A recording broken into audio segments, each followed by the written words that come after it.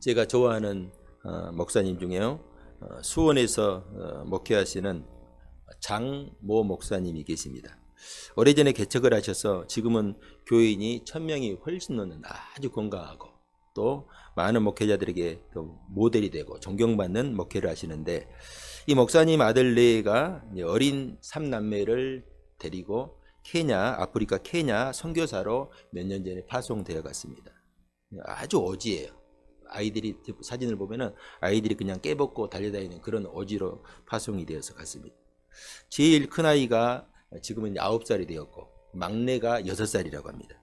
그러니까 막내 같은 경우에는 한국에 대한 기억이 거의 없어요. 그래서 친구들 얼굴을 이렇게 그리면은 다 검은색으로 그린다고 합니다. 친구 중에 다 이 아프리카 친구들만 있기 때문에 그렇습니다. 엊그제 휴가를 내 가지고 온 가족이 귀국을 했는데, 목사님이 손주들이 얼마나 사랑스럽고 예쁘겠어요. 그 손주들의 모습을 이제 이렇게 바라보면서 페북에 그 손주들의 모습을 보면서 이렇게 소개를 했는데, 제가 그대로 읽어드리겠습니다. 아프리카에서 살다가 문명 세계를 접하시다. 첫 번째, 막내 하온이가 인천대교에서 바다 낚시를 하는 낚싯배를 보고 악어와 하마를 낚고 있냐고 물어보았다. 두 번째, 동네 놀이터를 보고 정신이 나갔다. 세 번째, 동네 소천의 오리님과 백로님을 보고 큰 충격을 받았다. 네 번째, 눈을 보고 난리가 났다. 아, 이게 눈이구나 라는 것을 알았다는 거예요. 다섯 번째, 마침내 할비와 할미가 약속한 버거킹 데이트를 하였다. 배부르다고 못 먹겠다는 분들이 큰애는 어른용으로 하나, 작은 애들은 유아용으로 하나씩 드셨다. 문제는 포테이토 칩을 6개나 흡입하셨다. 이분들은 햄버거를 먹으면서 한국 햄버거와 아프리카 햄버거가 다르다고 하셨다. 그렇죠. 여러분, 아프리카에서 파는 햄버거와 이 한국에서 파는 햄버거가 어떻게 같겠습니까? 아프리카에 살다가 한국에 왔으니까 아마도 이 아이들은 별천지에 온 기분일 것입니다. 한 달 동안 한국에 살면서 이제 아프리카를 아마 한 달 동안 한국에 살면은 아프리카를 까마득하게 잊어버리지 않을까 하는 그런 생각이 듭니다. 제가 오늘 본문을 준비하면서 이 아이들이 생각이 났어요. 하나님도 이런 생각을 하셨겠구나 하는 거예요. 지금 이스라엘 백성들이 아프리카 이집트에서, 지금 애굽이죠. 원래 이제 이집트인데 우리 성경 애굽이라고 기록되어 있는데, 이 이집트에서 탄식과 절망 가운데 그 노예로 살다가 이제 젖과 꿀이 흐르는 가나안 땅에서 자유를 누리며 살면 어떻게 될까, 이런 생각이 드셨겠죠. 지금 하나님께서 이스라엘 백성들에게 하시는 말씀이 이것입니다. 앞으로 너희들이 젖과 꿀이 흐르는 땅에, 그 가나안 땅에 들어가서 내가 너희에게 준 복을 풍성하게 누릴 때에 너희가 어떤 자리에서 어떻게 구원받았는지 절대 잊지 말아라 하는 것입니다. 지금의 이 감격과 기쁨, 감사를 잊지 말라는 것이에요. 오늘 말씀은요, 이렇게 구원받은 백성들이 하나님 앞에서 어떤 존재로 어떻게 살아가야 하는지를 가르쳐주는 말씀입니다. 오늘 말씀을 통해서 우리에게 주시는 하나님의 음성을 우리가 함께 들을 수 있기를 주님의 이름으로 축복합니다. 자, 1절 2절 함께 봅시다. 봉독합시다. 시작. 여호와께서 모세에게 일러 이르시되 이스라엘 자손 중에서 사람이나 짐승을 막론하고 태에서 처음 난 모든 것은 다 거룩히 구별하여 내게 돌리라. 이는 내 것이니라 하시니라. 아멘. 자, 6월절을 지나서 출애굽한 백성들에게 주시는 말씀인데요. 그 말씀이 무엇입니까? 태에서 처음 난 모든 것은 다 거룩히 구별하라. 이렇게 말씀하죠. 여기 사용된 거룩히와 구별하라는 말은요, 원래 원어에는 딱 한 단어예요. 왜냐하면은 거룩이라는 말 자체, 카도시라는 말 자체가 구별이라는 의미가 있거든요. 그래서 원문 그대로 번역하면은 태에서 처음 난 모든 것은 구별하라. 왜냐하면은 하나님의 것이기 때문에 거룩하다는 것입니다. 하나님의 것이기 때문에 구별하라는 것입니다. 왜 그러면 이들이 하나님의 것입니까? 자, 애굽의 모든 장자를 심판하실 때에 하나님께서 어린 양의 피로 그들을 대속하셨다. 그들을 어린 양의 피를 주고 그들을 사셨다 하는 것이죠. 자, 원래 죽어야 하는 자리에서 구원하였으니 내 것이다. 하나님께 지금 소유권을 주장하는 거예요. 여러분, 우리는 어린 양 되시는 예수 그리스도의 십자가의 대속이 있었기 때문에 죽음에서 구원받았다. 이 사실을 절대로 잊어서는 안 돼요. 그렇기 때문에 우리 성도들은 항상 나는 하나님의 소유다. 이 생각을 여러분 잊어서는 안 됩니다. 그래서 우리는 내 마음대로 살 수가 없어요. 그 나의 마음대로 살아서도 안 되고 살 수도 없어요. 왜? 하나님의 소유이기 때문에. 하나님의 소유이기 때문에 구별된 삶을 살 수 있도록 성령께서 우리 가운데 역사하십니다.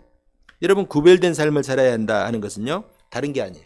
지금까지 내가 내 삶의 주인으로 살았다고 한다면은 이제는 나를 부인하고 하나님께서, 예수님께서 주인된 삶을 살아야 한다 하는 말이죠.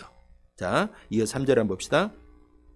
모세가 백성에게 이르시되 너희는 애굽 곧 종되었던 집에서 나온 그날을 기념하여 유교병을 먹지 말라. 여호와께서 그 손의 권능으로 너희를 그곳에서 인도해 내셨음이니라. 우리가 저 성경을 이렇게 쭉 읽다 보면은요, 이 말씀이 3절이 좀 이상해요. 왜냐하면은 바로 앞에서 하나님은 모세에게 말씀하시면서 처음 난 것을 구별하여 내게 돌리라 이렇게 말씀하셨잖아요. 자, 그렇다면 당연히 모세는 백성들을 모아놓고 먼저 그 말씀을 전해야 되죠. 그런데 모세는 먼저 그 말씀을 전하기 이전에 유월절과 무교절에 대해서 이야기를 하고 있습니다. 왜냐하면은 처음 난 모든 것, 즉 초태생, 한자로 초태생이라 하죠. 초태생의 모든 것을 구별하는 일은 유월절과 분리해서는 설명할 수가 없기 때문에 그렇습니다. 그렇기 때문에 모세는 초태생의 말씀을 전하기 위해서 유월절과 무교절을 먼저 언급하고 있습니다. 자, 5절 6절 봅시다. 여호와께서 너를 인도하여 가나안 사람과 헷 사람과 아모리 사람과 히윗 사람과 여부수 사람의 땅 곧 내게 주시려고 내 조상들에게 맹세하신 바 젖과 꿀이 흐르는 땅에 이르게 하시거든 너는 이달에 이 예식을 지켜 이래 동안 무교병을 먹고 일곱째 날에 여호와께 절기를 지키라. 아멘. 자, 여호와께서 너를 인도하여 젖과 꿀이 흐르는 땅에 이르게 하시거든 너는 이 예식을, 이 절기를 지키라 하는 것이죠. 자, 가나안 땅을 정복하고 그들이 이제 잘 먹고 잘 살게 되었을 때에 유월절과 무교절을 잊어서는 안 된다 하는 말입니다. 너희가 어떤 땅, 어떤 상황에서 구원받았는지 기억하라는 것입니다. 여러분, 신앙은 기억하는 게 중요해요. 왜냐하면은 하나님은 택하신 백성들을 구속하시고 약속하신 복으로 풍성하게 부어주시기 때문에. 여러분, 우리가 그러기 때문에 예수를 제대로 믿고 잘 믿으면요, 복을 받을 수밖에 없어요. 우리의 지나간 세월들을 보시고 우리의 그 조상들, 믿음의 선배들을 한번 봐보세요. 예수 제대로 믿어가지고 잘못된 가문이나 집안이 없어요. 하나님께서 그 약속을 하셨기 때문에 그렇게 되는 것입니다. 문제는 사람들이 어렵고 힘들 때는 하나님을 향한 열심을 가지고 살다가 어느 정도 잘 먹고 잘 살게 되면은 하나님을 잊어버리는 성향이 있어요. 이게 이제 구약성경 역사서에서 보여주는 그런 말씀 아닙니까? 어렵고 힘들 때는 하나님께 기도하고 구하다가 기도하고 구하면 하나님께 당연히 축복해 주시죠. 함께 하시죠. 복을 주시죠. 그러면은 그 은혜를 잊지 않고 잘 끝까지 살면 되는데 꼭 사람은요, 좀 잘 먹고 잘 살고 또 평안하면요, 또 하나님을 잊어버리고 육체적인 욕망을 따라 사는 성향이 있다 하는 것입니다. 누구보다도 하나님은 인간의 이 연약한 속성을 잘 알고 계십니다. 그래서 지금 미리 말씀하시는 거예요. 너희가 출애굽하여 가나안 땅에 들어가면은 하나님의 축복을 누리고 살 것이다. 그때 하나님을 잊지 말아라. 그것이 너희에게 제일 좋은 길이다 하는 거예요. 그것을 위해서 유월절을 지키며 또 일주일 동안 무교병을 먹으라 하는 것이에요. 여기 보면 먹는 것으로 그치지 말고 내 집에서 유교병이 아예 보이지 않도록 하라 이렇게 말씀합니다. 그래서요, 유대인들은 유월절이 되기 전 아예 일주일 전부터, 유월절이 지나서 무교절을 일주일 지키는데 유월절이 되기 일주일 전부터 집안을 대청소하는 거예요. 우리 성도들은 봄이 되면 대청소하죠. 그리고 또 우리 성도들은 이제 교회에서 목사님이 신방하면은 대청소하잖아요. 올해는 대청소 한번 하십시오. 제가 봄에 갈 테니까 대청소 하시고. 그런데 이 유대인들은 유월절이 되기 전에 대청소를 해요. 일주일 전에. 그들은 집안을 청소하면서 유교병을 불태우거나 땅에 묻거나 잘게 부수어서 바람에 날려버린다고 합니다. 또 유교병이 조금 더 남아있지 않도록 등불을 켜면서 집 주위를 부지런히 돌면서 확인합니다. 그러면은 자녀들이 물을 거잖아요. 아빠, 엄마 지금 뭐해? 왜 이렇게까지 하는 거예요? 그리고 우리는 맛있고 부드러운 이 빵, 이 떡을 먹으면 좋은데 왜 이거 다 버리고 딱딱하고 맛없는 이 빵을 먹는 거면 뭐예요? 아이들이 당연히 그렇게 물어보겠잖아요. 그때 부모는 자녀들에게 유월절과 무교절을 가르치는 거예요. 그러니까 자녀들이 물어봤으니까 잘 들을 거 아닙니까? 우리가 원래 애굽에서 어떻게 살았는지, 하나님이 우리를 어떻게 구원하셨는지, 또 애굽에서 우리가 어떻게 나올 수 있었는지 그것을 자세하게 설명합니다. 이것을 해마다 반복하라는 거예요. 매 해마다 이걸 반복하라는 거예요. 심지어 이것을 내 손의 기호와 내 미간의 표를 삼고 여호와의 율법이 내 입에서 있게 하라. 떠나지 않게 하라. 이렇게 말씀하시죠. 그래서 당시 유대인들은요, 이 말씀을 그대로 실천하기 위해서 이 히브리어로 테필린 혹은 필락테리라고 하는 이 작은 상자를 만들었어요. 작은 상자, 그리고 상자를 만들어 가지고 그 안에 성경 구절을 적어 가지고 그 안에 상자에 넣고 그것을 손목에 차거나 이 머리에 이렇게 찼어요. 이렇게 실제로. 지금도 예루살렘에 가면요, 제가 성지순례에 가서 그걸 본 기억이 있어요. 유대인들이 기도하러 이렇게 성전에 오잖아요. 그러면은 뭐 유대인들이 쓰는 이 모자 같은 게 있거든요. 또 혹은 어떤 사람들은 이 테필린이라고 하는 작은 상자를 이 머리에다가 이렇게 묶어가지고 착용하는 것을 볼 수가 있습니다. 이렇게 해서라도 하나님의 말씀을 기억하고 살라는 것입니다. 자, 저는 지금 우리 성도님들이 가정에서 자녀들에게 신앙적인 본을 보일 수 있기를 바랍니다. 다 떠나고 커서 떠나버린 자녀들은 어쩔 수 없겠지만은 자녀들이 아직 있는 가정, 자녀들이 부모의 품에 영원히 여러분 거하지 않는다는 사실을 잊지 말아야 돼요. 이 말은 무슨 말이냐면은 자녀들에게 하나님의 말씀을 가르치고 바른 어떤 윤리를 가르칠 수 있는 그런 어떤 시간들이 많지는 않다는 거예요. 그 기회가 있다는 것입니다. 그래서 서양 속담에 햇볕이 있는 동안 뭘 말려라? 건초를 말려라. 이런 속담이 있어요. 기회가 있을 때에 할 수 있는 일을 하라. 일할 수 있는 기회가 있을 때에 자녀들에게 가르칠 수 있는 기회가 있을 때 그걸 놓치지 말라는 것입니다. 자녀들에게 믿음의 본을 보여줄 수 있는 시간이 있을 때 그 일을 해야 됩니다.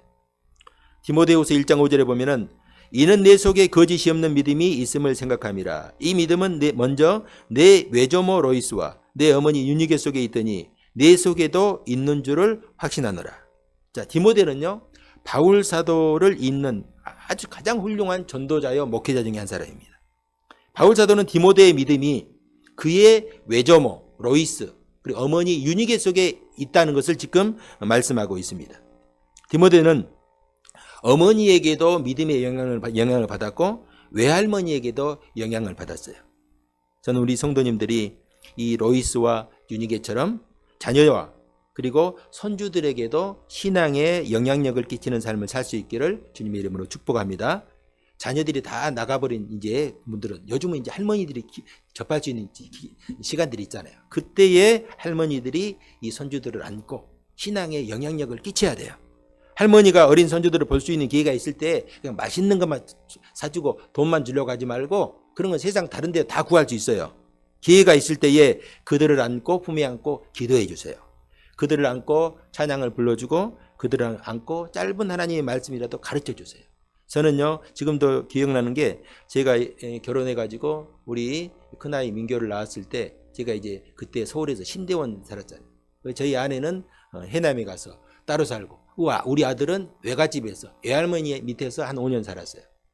아주 저희들은 이상 가족이었죠. 그런데 외할머니가 이 손주를 안고 기르면서 항상 기도하고 너는 목사님이 돼야 된다. 너는 대통령이 돼야 된다. 그럼 대통령이 되든지 목사가 되든지 둘 중 하나 돼야 되는데 그건 무슨 말입니까? 너는 대통령 같은 목사님이 되어라 하면서 계속 말씀으로 양육하고 기도해 주셨죠. 여러분, 우리가 이렇게 기회가 있을 때마다 우리의 자녀들에게 또 자녀가 다 커버렸으면 손주에게 앞으로 그런 기회가 있으면은 그런 어떤 신앙의 영향력을 끼치면 반드시 그게 우리 자녀들에게 손주에게 그 영향이 끼쳐지게 돼 있어요. 우리가 이런 기회를 이용하여서 믿음이 깃들게 하고 신앙에 영향력을 끼칠 수 있어야 합니다. 그런 어머니와 그런 할머니가 다 될 수 있기를 주님의 이름으로 축복합니다. 이영화 집사님, 손주 나면 그렇게 하세요. 자, 11절 12절 봅시다. 자, 함께 합독합시다. 시작. 여호와께서 너와 내 조상에게 맹세하신 대로 너를 가나안 사람의 땅에 인도하시고 그 땅을 내게 주시거든 너는 태에서 처음 난 모든 것과 내게 있는 가축의 태에서 처음 난 것을 다 구별하여 여호와께 돌리라. 수컷은 여호와의 것이니라. 아멘. 자, 드디어 모세가 하나님께서 주신 말씀을 이제 이어가죠. 자, 이 말씀 역시 하나님께서 그들을 가나안 땅으로 인도하셨을 때 지키라 그 말이에요. 가나안 땅에 정착했을 때 잘 먹고 잘 살 때 지키라는 거예요. 태에서 처음 난 것, 즉 초태생, 이 초태생을 구별하여 여호와께 돌리라 말씀합니다. 그러면 하나님은 왜 이 첫 것, 초태생을 구별하여 드리라고 하실까? 그러면 첫 것이 아닌 다른 것들, 둘째, 셋째, 넷째, 이것은 하나님의 것이 아니라는 말씀일까? 그렇지 않습니다. 세상 모든 것은 다 하나님의 소유입니다. 그럼에도 첫 것을 드리라는 말씀은 대표성의 원리예요. 첫 것이 모든 것을 대표하는 것이죠. 모든 것이 다 하나님의 것인데 이 첫째가, 장자가 대표하는 것입니다. 여러분, 우리가 하나님께 11조를 드리는 것은요, 내가 11조는 10분의 1은 하나님의 것이고 10분의 9는 내 것이다, 뭐 이런 게 아니에요.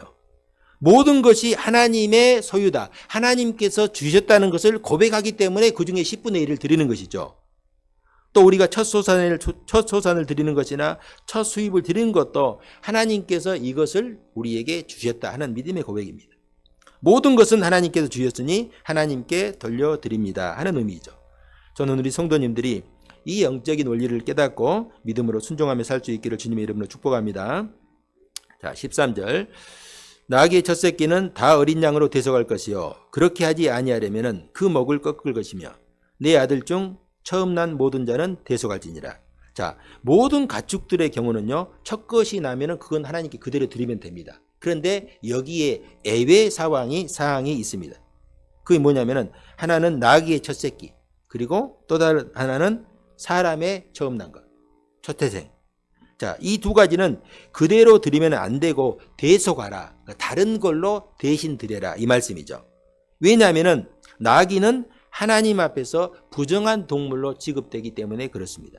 자, 레위기 11장 3절에 4절에 보면은 모든 짐승 중에 굽이 갈라져 쪽발이 되고 새김질하는 것은 너희가 먹되 새김질하는 것이나 굽이 갈라진 짐승 중에도 너희가 먹지 못할 것은 이러하니 낙타는 새김질하되 굽이 갈라지지 아니하였으므로 너희에게 부정하고. 아멘. 여기 보면요, 깨끗한 짐승, 정한 짐승이라고 하죠. 이 짐승은 먹을 수가 있는데 어떤 짐승이 깨끗하고 정하냐? 이 짐승 중에는 쪽발이, 발이, 굽이 갈라지고 또 대새김질을 하는 두 가지를 다 해야 이게 정한 깨끗한 짐승이에요. 그러니까 만약 굽은 갈라졌는데 대새김질하지 못한다? 이건 부정한 짐승이에요. 그건 먹지 못해요. 반대로 대새김질을 하는데 굽이 갈라지지 않았다? 그래도 부정한 거예요. 여러분, 돼지 같은 경우에 굽이 갈라졌어요? 갈라지지 않았어요? 갈라졌죠. 대새김질해요? 못해요? 못하죠. 그럼 부정해요? 정해요?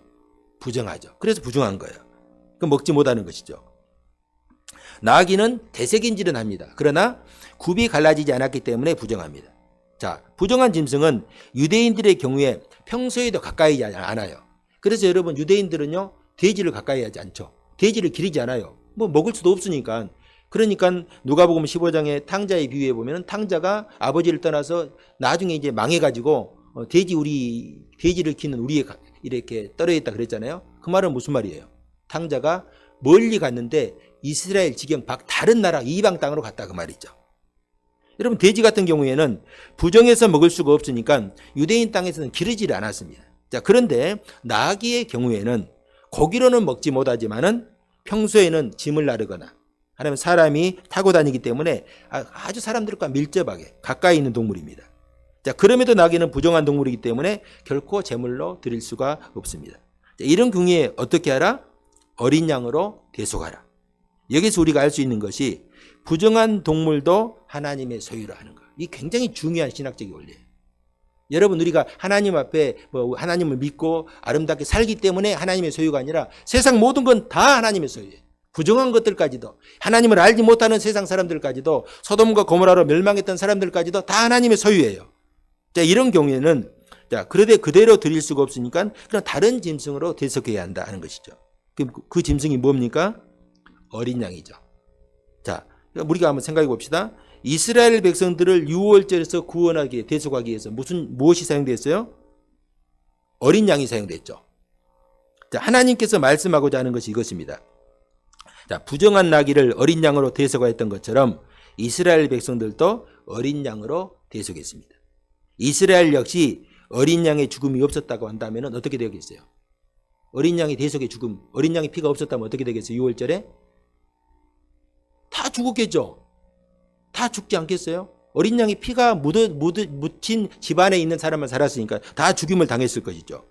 자, 여기서 우리가 깨닫게 되는 것은요, 여기서 사용한 나귀는 하나님을 알지 못하는 세상 모든 사람들을 상징하는 것이구나.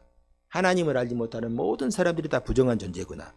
바로와 애굽 사람들 역시 부정한 나귀와 같은 사람이었고 또 이스라엘 백성들 역시 부정한 그런 나귀와 같은 존재였어요. 하나님은 모세를 통해서 그들에게 또 이스라엘 백성들뿐만 아니라 애굽 사람들에게도 표징을 보여줬잖아요. 그 표징은 뭘 가리킵니까? 하나님이 어떤 분이신가? 하나님만이 참 신이시라는 표징을 보여주었습니다. 실제로 이스라엘 백성들이 출애굽에서 나올 때에 수많은 잡족이 나왔다겠죠. 잡족. 이스라엘 백성 민족 외에 다른 많은 민족들이 있었다는 거예요. 그런데 놀라운 것은요. 여기에 이 애굽에 거주하는 소수 민족 외에도 실제로 애굽 사람들 중에서도 이스라엘을 따라서 나온 사람이 있겠어요, 없겠어요? 있으니까 제가 물어봤겠죠. 여러분 레위기 24장에 보면요. 집에 가서 한번 읽어보세요. 레위기 24장에 보면은 이스라엘 자손 중에서 백성 중에 싸움이 있었어요. 싸움이. 어떤 사람이 싸움이 있는데 가서 보니까 그 중에 한 사람, 싸움하는 한 사람이 당연히 싸움이 있었다고 하면 이스라엘 사람들끼리 싸웠을 것인데 그 중에 한 사람이요. 이렇게 표현합니다. 그의 어머니는 이스라엘 사람이요. 아버지는 애굽 사람이라. 무슨 말이에요? 이 애굽 사람이 이스라엘 사람과 결혼해서 같이 따라 나왔다는 얘기죠. 자, 여러분 이게 무슨 말이냐면 하나님의 구원은 세상 모든 사람들에게 열려 있다. 다만 이방인이든지 애굽 사람이든지 그들이 어린 양의 피 안에 보혈 안에 들어오고 하나님의 백성으로 살겠다는 증거. 구약에는 할례, 우리 신약에는 예수 그리스도를 고백하고 세례받는 것. 이 증거가 있으면 되는 것입니다. 그리고 요한복음 3장 16절에 우리가 가장 잘 아는 이 복음의 말씀이죠. 하나님이 세상을 이처럼 사랑하사 독생자를 주셨으니 이는 그를 믿는 자마다 멸망치 않고 영생을 얻게 하려 하십니다. 누구에게 영생이 있는다? 이는 그를 믿는 자마다 누구든지 주의 이름을 부르는 자는 구원을 얻으리로다 하는 말씀이 그대로 구약에도 적용되고 있는 것입니다. 자, 또 대속이 필요한 또 하나가 있어요. 뭡니까? 네 아들 중 처음 난 장자. 사람도 이제 예외가 있어요. 대속을 해야 돼요. 자, 나귀는 어린 양으로 대속을 하라고 했는데 이 사람의 경우는 어떻게 대속합니까? 여기 오늘 본문에 나오지 않았어요. 나귀는 부정하기 때문에 드릴 수 없지만은 이 장자, 사람은요, 이 사람이기 때문에 하나님의 형상대로 지은 사람이기 때문에 절대로 제물로 드려서는 안 돼요. 레위기 18장 21절에 보면은 너는 결단코 자녀를 몰렉에게 주어 불로 통과하게 하므로 네 하나님의 이름을 욕되게 하지 말라. 나는 여호와니라. 자, 하나님은 결단코 인신제사, 사람을 제물로 드리는 제사를 허락하지 않습니다.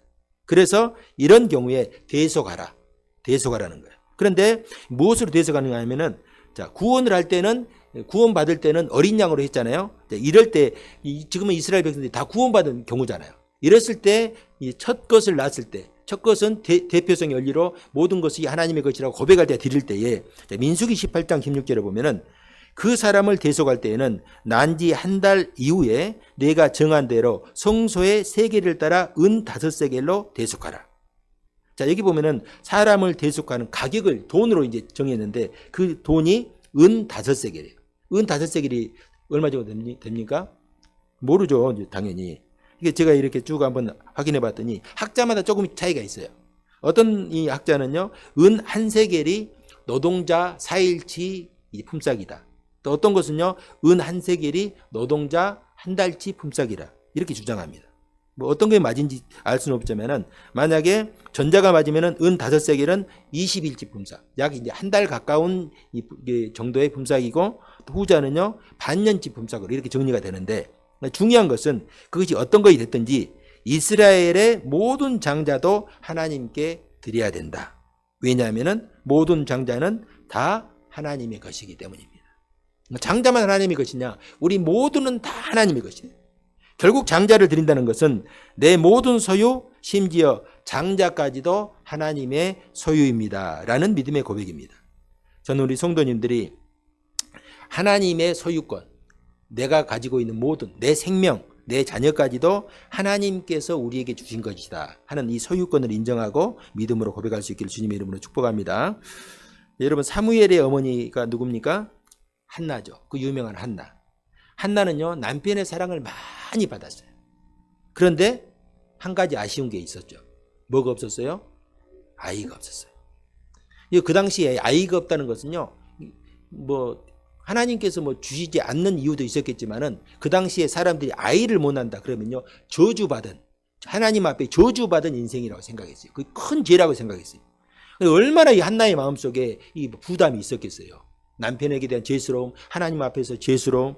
그런데 둘째 부인이라고 해서 첩이죠. 이 분인나라는 여인이 들어왔는데 이 여인이 여러분 첫째와 둘째 이 부인 사이에는 굉장히 서열이 있습니다.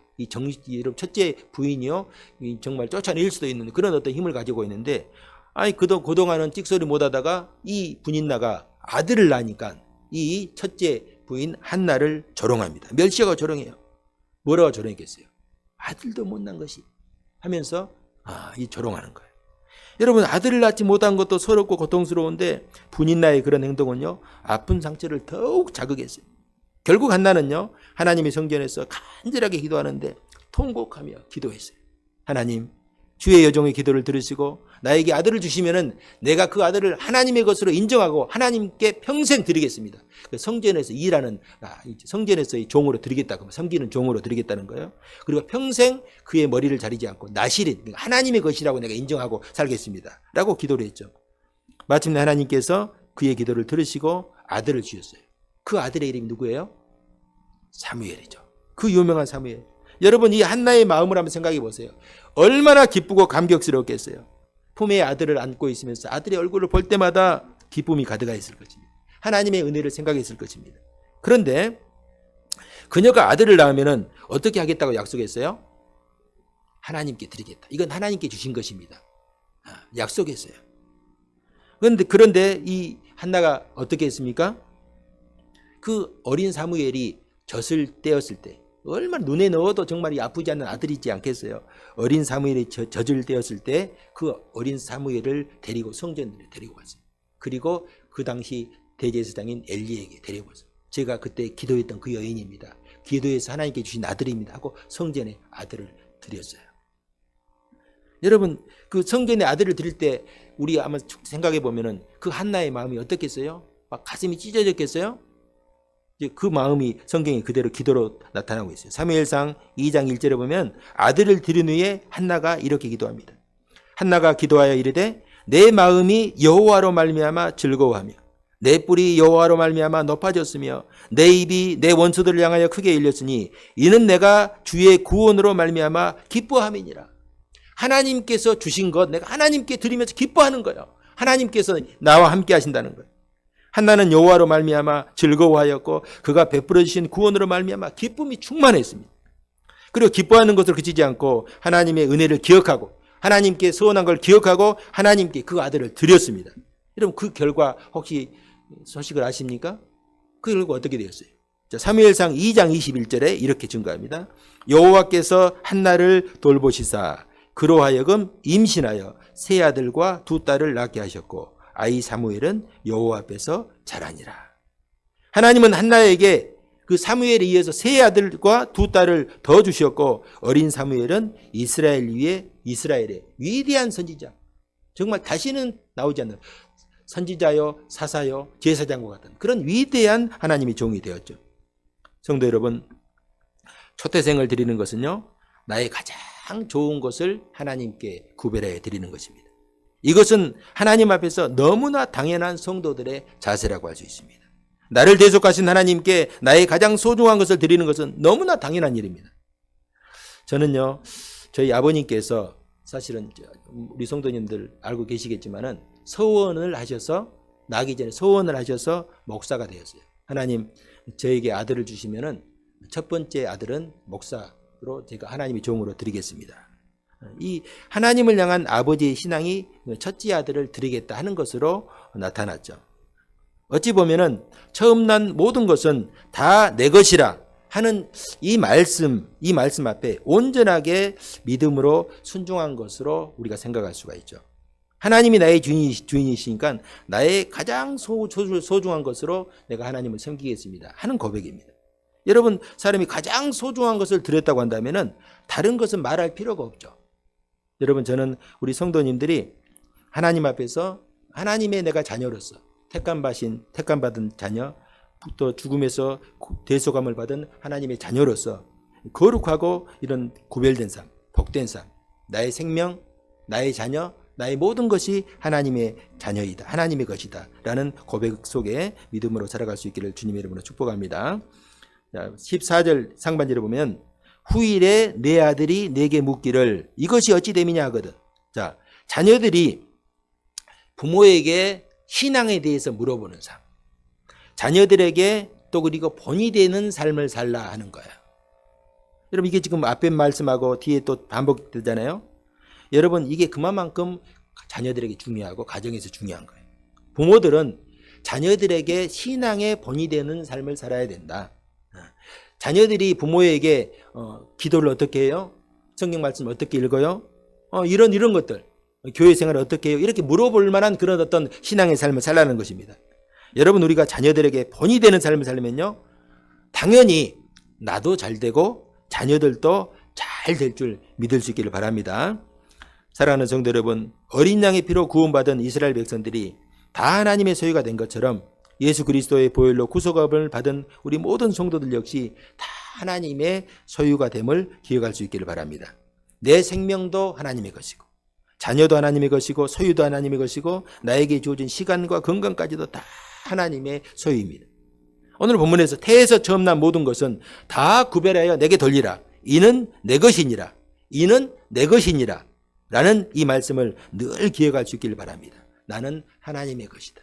내 모든 것은 다 하나님의 것이다. 이것을 기억하고 고백할 수 있기를 바랍니다.